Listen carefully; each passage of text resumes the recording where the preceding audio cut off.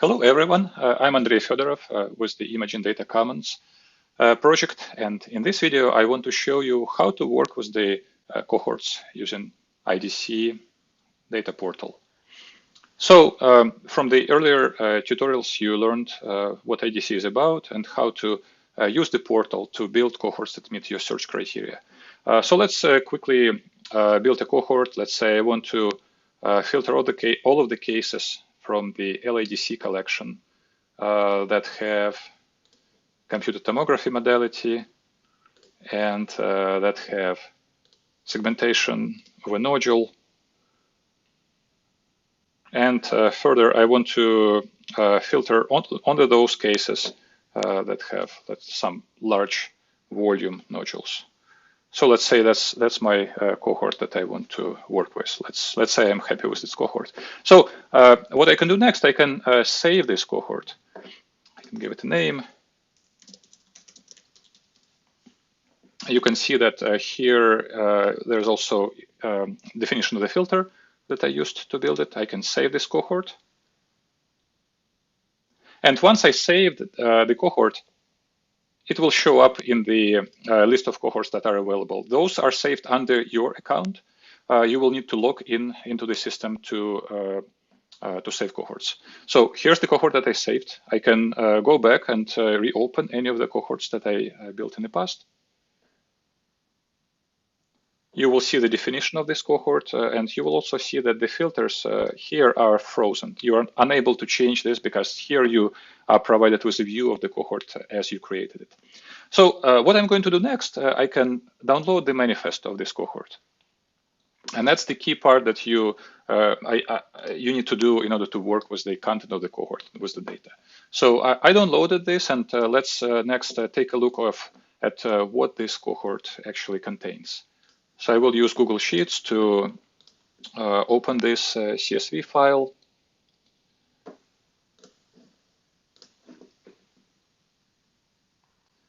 I will import it here.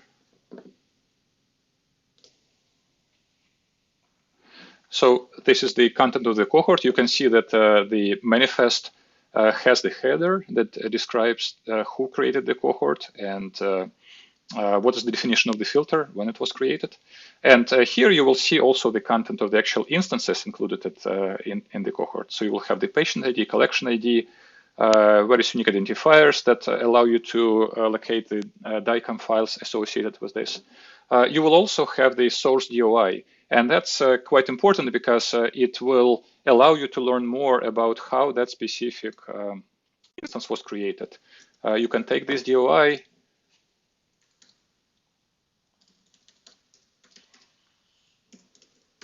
and open the page that corresponds to the DOI, and you can learn about the details, how that specific instance was created. Now, another key part here is this column called GCS path. And that's the unique identifier for the location of the file hosted in a storage bucket that is maintained by IDC.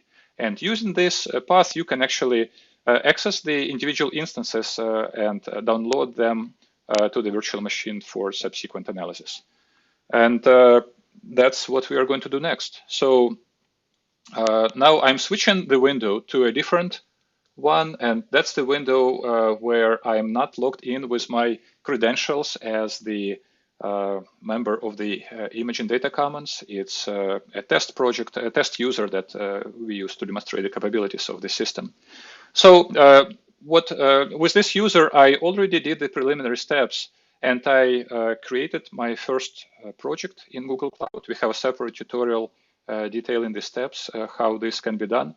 Note that I also activated my free trial that is available to everyone with the Google platform. So I have my project and I have my project ID here. So now to give you the demonstration of how you can use the manifest defining the cohort, I will use Google Colab. And for those of you who do not know what Google Colab is, it's a very popular tool. It's a cloud-hosted collaboratory where you can allocate for free a virtual machine provided to you by Google, and you can do quite a lot without having to pay anything or commit to the usage of the Google services. It's a great way to experiment with Google Cloud Platform and get a better idea before you commit to covering costs out of your pocket. So what I'm going to do here, I've already connected to the runtime, and I will upload the manifest that corresponds to my cohort so that I have it available on the virtual machine. I will replace the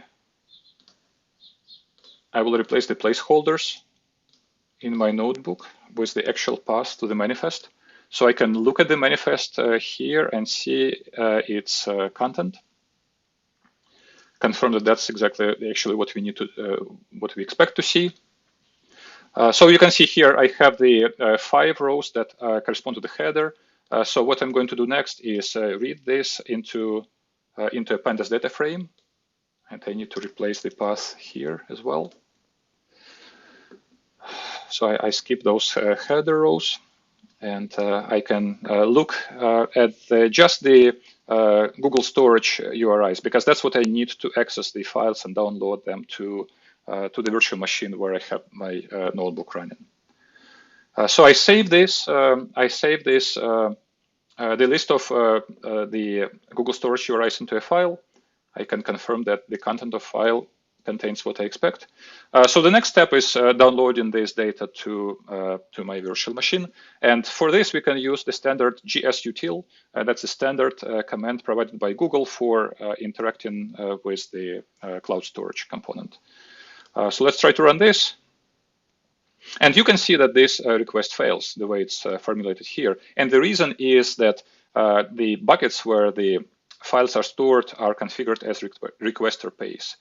If you want to download the data, you will need to provide information about the project that will cover the costs associated with downloading the data. Since we are running this notebook on the cloud and the virtual machine is co-located with the data, the costs to download data to the virtual machine are quite small. If you are in the US, it will cost you 1 cent per gigabyte. However, still you need to provide the information about the billing project to cover that small cost. So in order to do this, I need to authenticate with Google first. That's what this next cell is doing. And once I authenticated with the cloud, I can include the identifier of the project, and that's what I can get from the dashboard. That's the project ID that I'm using, and that's the project that will be built to cover the costs of downloading the data from this requester pays bucket to the virtual machine where I have my Colab notebook running. So now I have the files corresponding to my cohort available on this virtual machine. I can confirm that they are here. And from this point on, you can use any tools that work with DICOM data the way you do it on your local computer. Now you can do it on the cloud. One thing that we do to kind of make this list more comprehensible, instead of working with a flat list of instances, it's commonly convenient to sort this list into individual series and pages. And one of the tools you can use for this is DICOM sort. You can see the URL here, which is using PyDICOM to interrogate the metadata in those DICOM files and organize them in a more human-readable way. So you can run this command, and that's what I'm going to do here. And this will sort the content into a different organization. I can refresh this, and you can see the cohort sorted. Now I have my the DICOM files that correspond to the cohort that I built using IDC portal, downloaded to the virtual machine, and organized in the patient ID, study instance UID, series instance UID, SOP instance UID hierarchy. So that's the summary of the basic steps, how you can build a cohort. and download it to a virtual machine. Thank you for your attention.